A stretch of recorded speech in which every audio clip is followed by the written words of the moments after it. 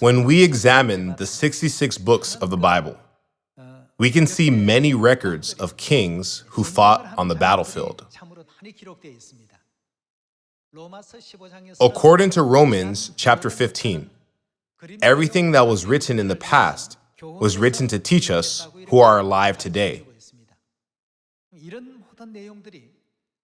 Together, let us find out what we must learn from them. Let us see Joshua chapter 1, verse 1.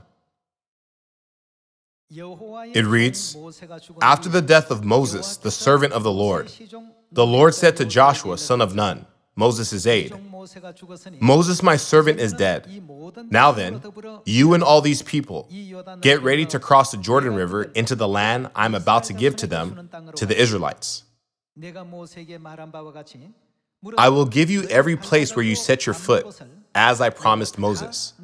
Your territory will extend from the desert to Lebanon, and from the great river, the Euphrates, all the Hittite country, to the great sea on the west. No one will be able to stand up against you all the days of your life. As I was with Moses, so I will be with you. I will never leave you nor forsake you.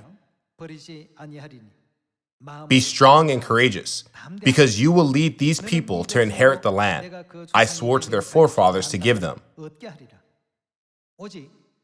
Be strong and very courageous. Be careful to obey all the law my servant Moses gave you. Do not turn from it to the right or to the left, that you may be successful wherever you go. Do not let this book of the law depart from your mouth. Meditate on it day and night, so that you may be careful to do everything written in it. Then you'll be prosperous and successful. Have I not commanded you? Be strong and courageous. Do not be terrified. Do not be discouraged.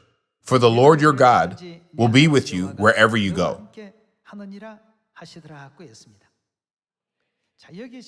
As you see here in the book of Joshua, God is strengthening Joshua and the Israelite army to give them the promised land of Canaan, which is flowing with milk and honey. After this, they started their conquest to take over the land of Canaan, flowing with milk and honey. Let's turn to chapter 6, verse 1. It reads, "Now Jericho was tightly shut up because of the Israelites. No one went out, and no one came in. Then the Lord said to Joshua, 'See, I have delivered Jericho into your hands, along with its king and its fighting men.' Then, let us see what took place before they conquered the land of Jericho. Let us turn to chapter 5. Chapter 5, verse 10 reads, "On the evening of the 14th day of the month, while camped at Gilgal on the plains of Jericho, the Israelites celebrated." What did they celebrate? They celebrated the Passover. The day after the Passover, that very day, they ate some of the produce of the land, unleavened bread and roasted grain. The manna stopped the day after they ate this food from the land. There was no longer any manna for the Israelites, but that year they ate of the produce of Canaan. Now when Joshua was near Jericho, he looked up and saw a man standing in front of him with a drawn sword in his hand.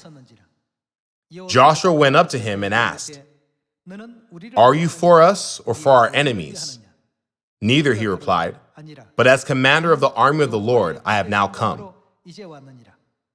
Then Joshua fell face down to the ground in reverence and asked him, "What message does my Lord have for this servant?" The commander of the Lord's army replied, "Take off your sandals, for the place where you are standing is holy."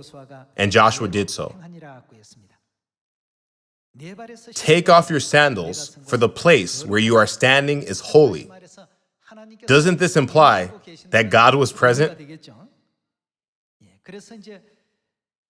That is why Joshua fell face down, in order to receive the instructions for the conquest.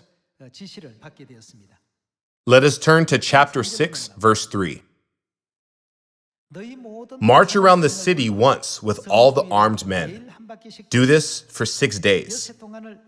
Have 7 priests carry trumpets of ram's horns in front of the ark.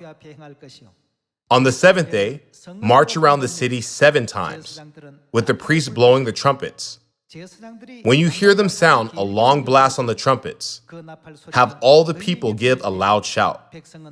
Then the wall of the city will collapse, and the people will go up, every man straight in.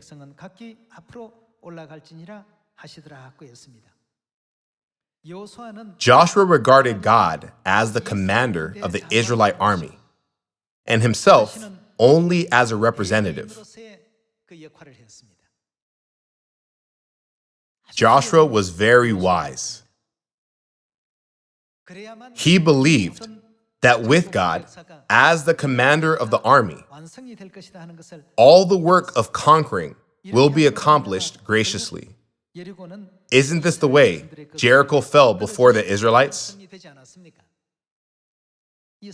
We can see that victory or defeat do not depend on the size of the army.